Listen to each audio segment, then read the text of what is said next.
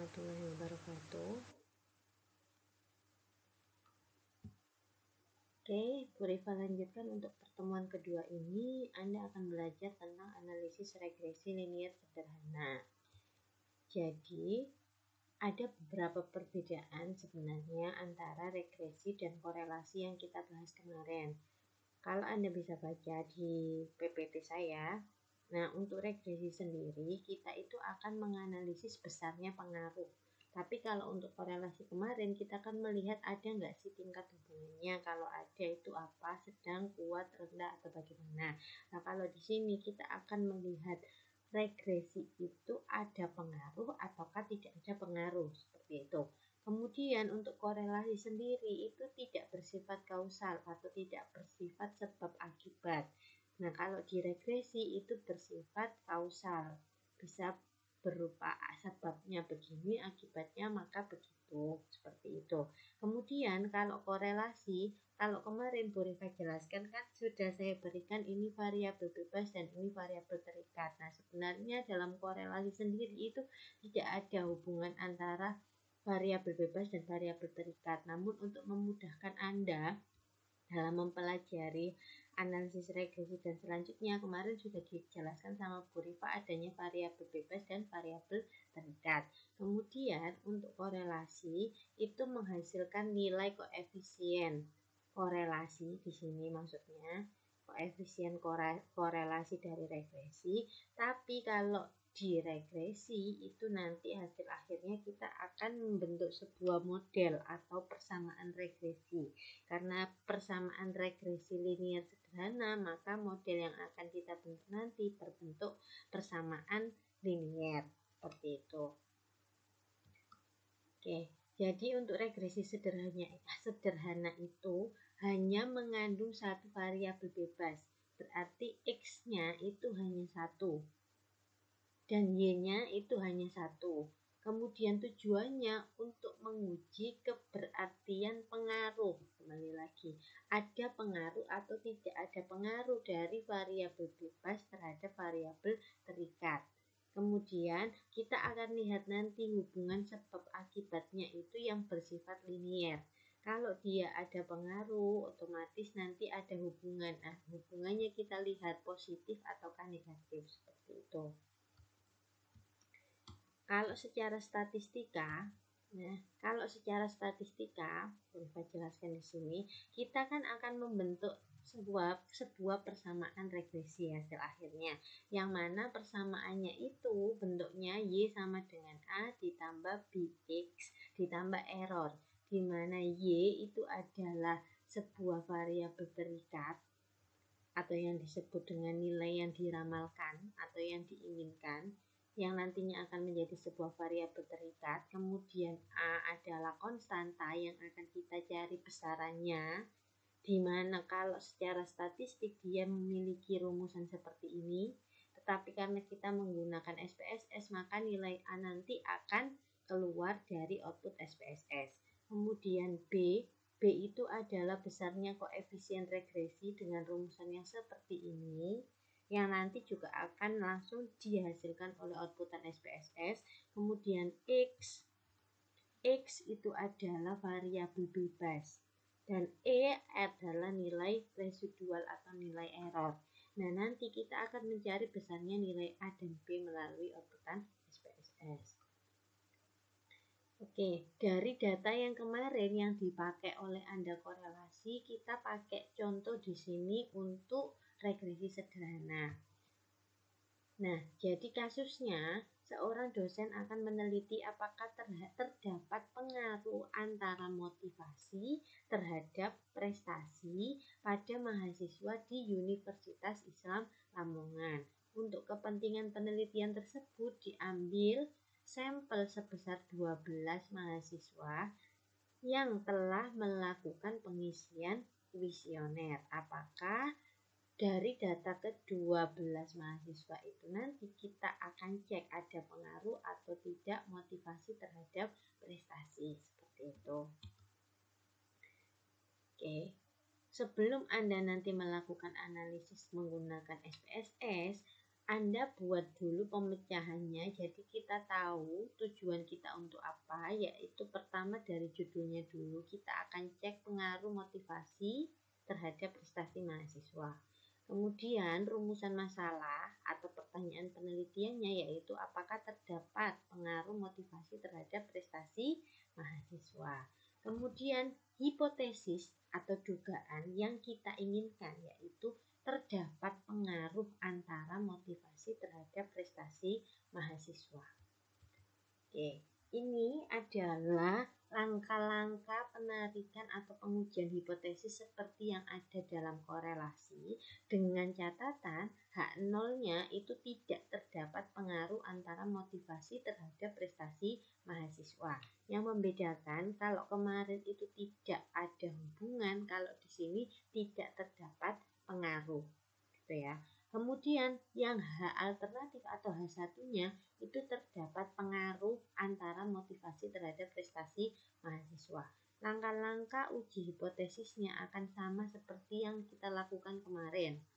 Nah, yang membedakan di sini kalau kita kemarin pakai uji R, kalau sekarang di regresi sederhana itu kita pakai uji P dengan acuan H0 diterima jika nilai T hitung itu berada di antara nilai T minus T tabel sampai dengan nilai T tabel.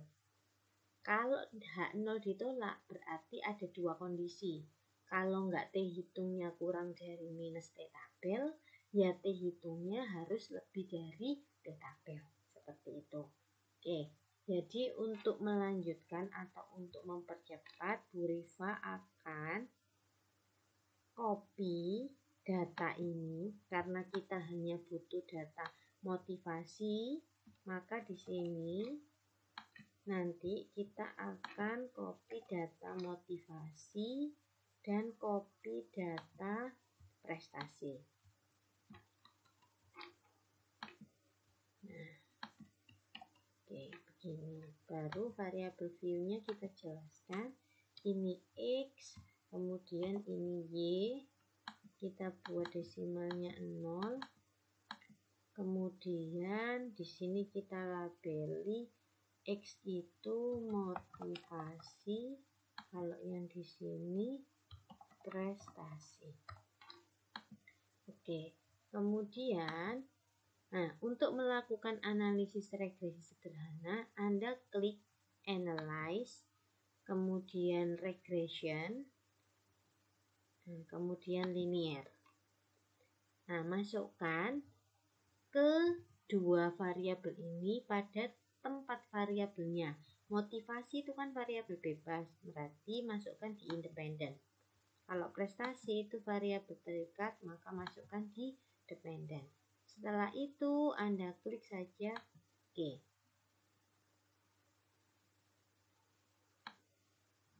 Nah, akan muncul beberapa outputan SPSS seperti ini. Ya.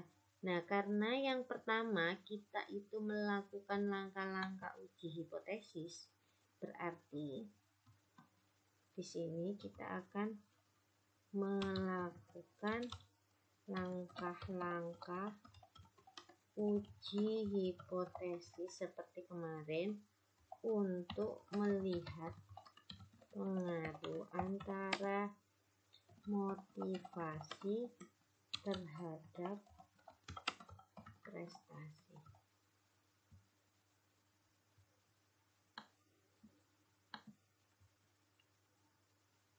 Oke, untuk yang pertama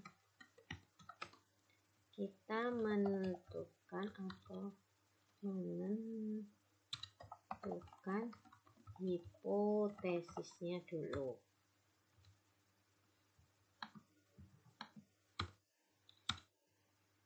Ada H0 yaitu tidak ada pengaruh antara motivasi terhadap prestasi. Kemudian H1-nya ada pengaruh antara motivasi terhadap prestasi. Setelah itu kita tentukan nilai alfa ya kemarin. Kita tentukan nilai alfa kita. Kalau kemarin kita pakai 5%, berarti di sini nanti kita pakai 0,05. Setelah itu kita tentukan nilai. Nah, ini yang membedakan T tabelnya. Nah, T tabel sendiri untuk uji T atau regresi sederhana itu kita punya rumusan, yaitu T ya, karena kita gunakan dua sisi, artinya ada pengujian dua sisi atau yang kemarin kita sebut tutil. Kalau dalam tabel T maka alfanya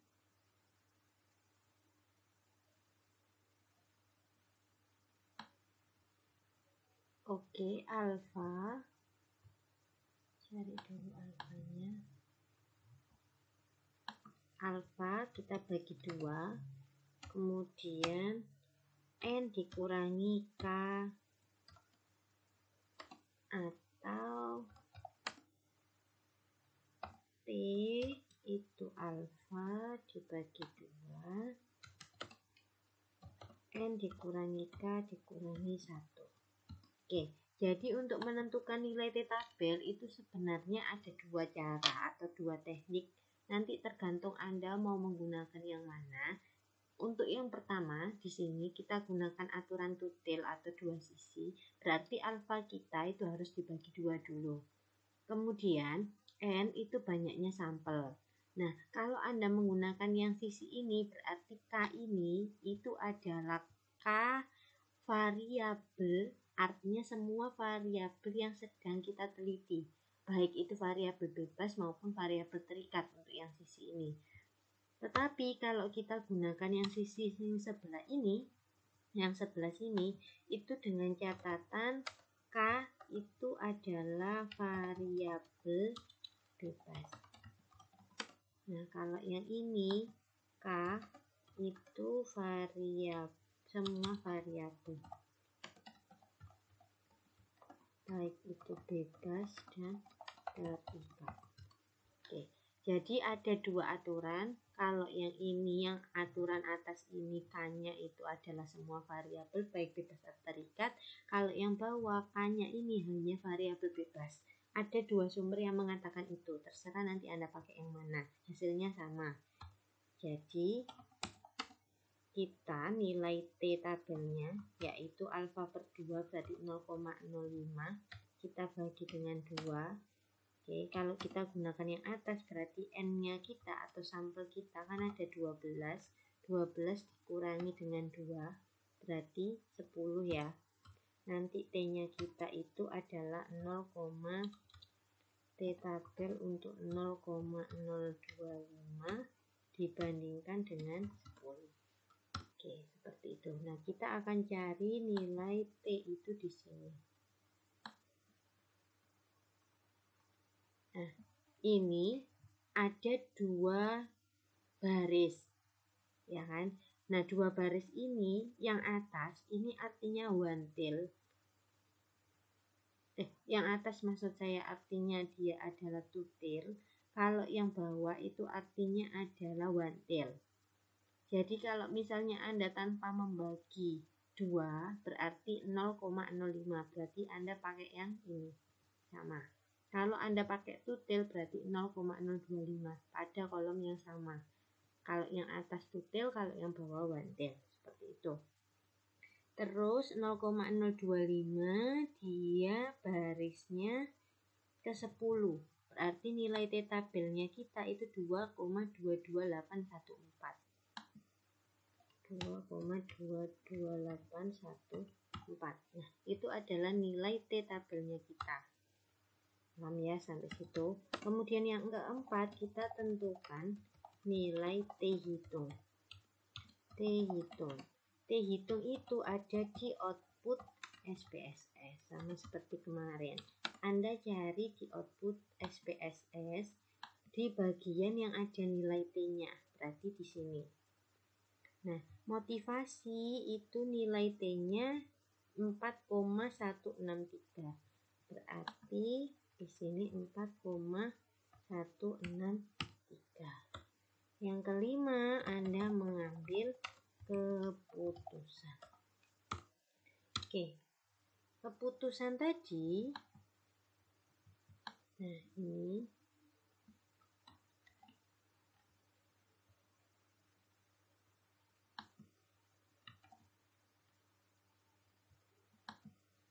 H0 diterima atau ditolak itu dengan acuan ini.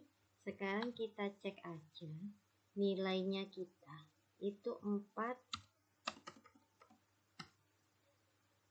T hitungnya kita 4,163. Kalau kita bandingkan dengan 2,22814, maka dia adalah lebih besar.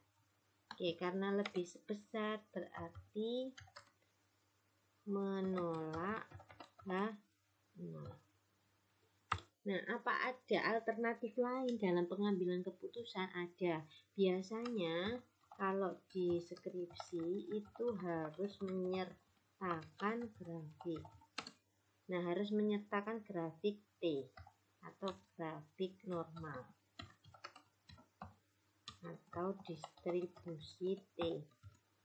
Nah, itu seperti apa? Itu seperti ini. Jadi nanti Anda harus buat dulu grafiknya.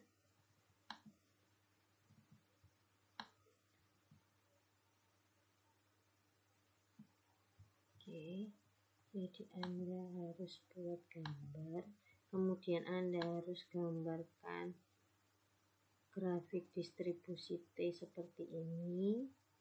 Nah, dengan catatan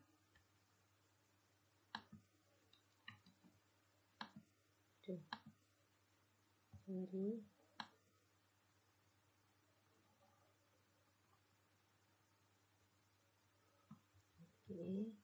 Jadi nanti ini yang puncak, titik puncak itu kita kasih nilai 0 di sini. Kemudian kita cek nilai T tabel kita. Jadi yang pertama itu harus tahu T tabelnya kan 2 positif ya, 2,22814. Berarti kan 0, 1, 2 daerah sekitarannya di sini. Nah, ini kalau bisa kita buat kayak gini. Ini adalah nilai T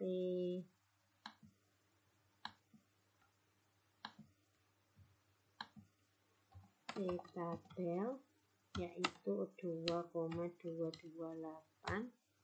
Nah, karena kita dua sisi, otomatis kan ada sisi positif dan ada sisi negatif begitu. Jadi di sini negatif T tabelnya pun harus kita tulis. Oke, jadi di sini adalah minus T tabel yaitu minus 2,228. Nah, baru kita cari T hitung kita posisinya di mana. Dia kan ada di 4,163. Berarti dia letaknya ada di 234. Nah, ini adalah nilai T hitung. Oke. Sekarang Bu Rifa akan jelaskan dulu seperti ini cara pengambilan keputusannya. Karena adanya T tabel positif dan minus T tabel, maka daerah atau grafik ini itu kan dipisah menjadi 3 bagian. Ini bagian pertama, ini bagian ke-1, ini bagian kedua, kemudian di sini sisi bagian ketiga, ya kan? Nah, ketika daerahnya itu adalah daerah di antara minus T tabel sampai T tabel, artinya di daerah 2, ketika nilai T hitung berada di daerah 2, dengan kata lain, T hitung berada di antara minus T tabel dan T tabel, dua ini bisa kita sebut dengan daerah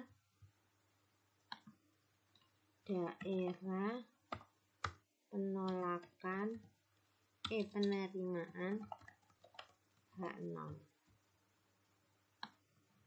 Nah, dua ini bisa kita sebut dengan daerah penerimaan H0 untuk nilai T hitung berada di antara minus T tabel sampai T tabel. Nah, untuk daerah 1 dan 3 berarti kita bisa sebut dia dengan daerah penolakan H0. Ini juga kita bisa sebut daerah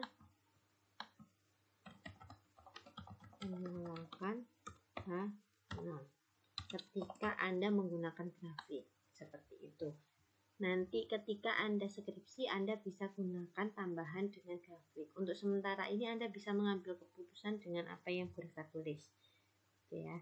Jadi kalau dia berada di T hitung itu berada di kurang dari minus T tabel, kondisi ini berarti gambarnya seperti ini. Kalau T hitung itu posisinya lebih dari T tabel, berarti ada di posisi yang ketiga gitu. Oke, karena keputusannya adalah menolak H0, berarti kesimpulannya kita yaitu menolak H0.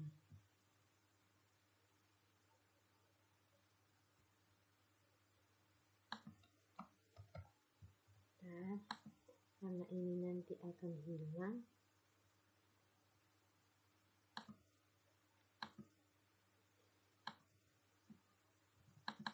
Oke, jadi kesimpulannya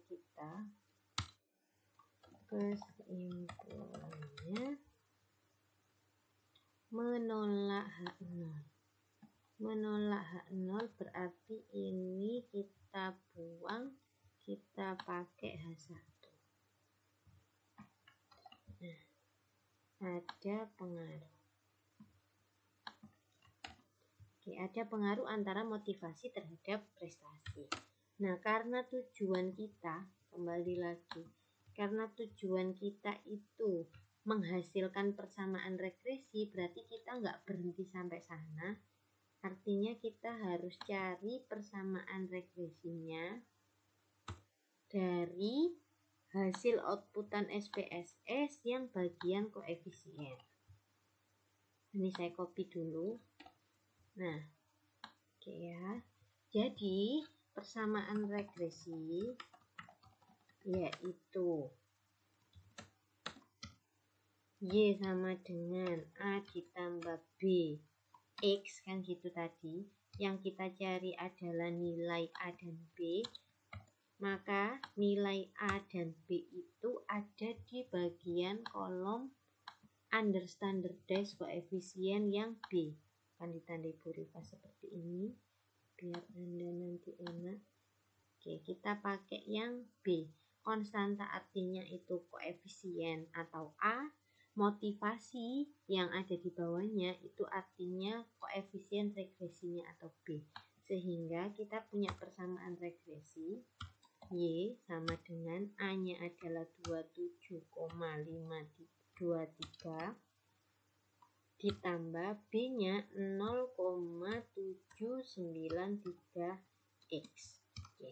Dia akan menjadi persamaan linier dua variabel dengan konstanta 27,523 dan koefisien regresi sebesar 0,793. Itu adalah persamaannya. Apa artinya? Nah, artinya adalah 1. Ada pengaruh positif antara motivasi terhadap prestasi ditunjukkan dari nilai konstanta dan koefisien regresinya yang positif sebesar 27,523 dan 0,793. Kemudian yang kedua, karena dia ada pengaruh gitu kan, dan pengaruhnya itu positif ya, maka apabila variabel X yaitu variabel bebas ini kita lakukan tes artinya kalau dia dinaikkan atau dikurangkan bagaimanakah hasilnya. Nah, jika nilai motivasi dinaikkan sebesar satu satuan, jadi X-nya itu dinaikkan satu satuan, maka akan berpengaruh secara positif atau naik sebesar 0,793 terhadap prestasi. Dari mana? Ya dari perhitungan mat. Jika X-nya itu sama dengan 1, gitu kan, maka Y sama dengan 27,523 ditambah 0,793 dikali 1. Nah, 0,793 dikali 1 kan nilainya tetap 0,793, ya kan? Baru nanti kita hitung. Ketika X-nya 1, berapa nilai 27,523 ditambah 0,793 sama dengan berapa? Seperti itu. Paham ya? Berarti kalau nanti nilainya itu diturunkan sebesar satu satuan, maka akan berpengaruh secara apa? Positif atau negatif. Naik apa turun? Sebesar minus 0,793. Karena kan nanti di sini kan diganti minus 1 kalau misalnya diturunkan. Paham ya maksud saya? Oke. Jadi begitu interpretasi dan analisis regresi sederhana. Nah, untuk tugas Anda sebagai absensi, Anda cek atau Anda analisis pengaruh minat ya, X2-nya terhadap prestasi dari data yang kemarin. Oke, cukup sekian pertemuan hari ini. Apabila nanti ada pertanyaan, silakan langsung ditanyakan via WA group dengan voice note. Oke, kurang lebihnya beri mohon maaf. Saya akhiri. Assalamualaikum warahmatullahi wabarakatuh.